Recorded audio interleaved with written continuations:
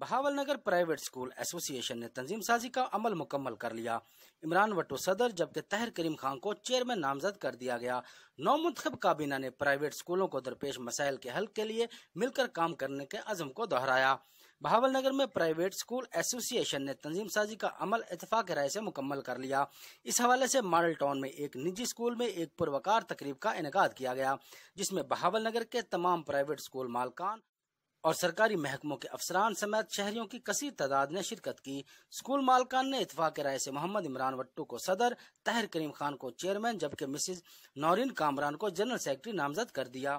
موقع پر assistant director administration و accounts Chaudhry Shabbir Ahmad اور ضلعی صدر ایپ کا ایجوکیشن یونٹ اختر عادل نے نو منتخب کابینہ اور ممبران کو ہر قسم کے تعاون کی یقین دہانی کروائی، جبکہ طاہر کریم خان نے پرائیویٹ اسکولوں کو درپیش مسائل اور ان کے حل کے لیے تفصیلی بریفنگ دی۔ کیمرہ مین علی فرشاد کے ساتھ یاسر ممتاز، الرٹ نیوز، بہاول نگر۔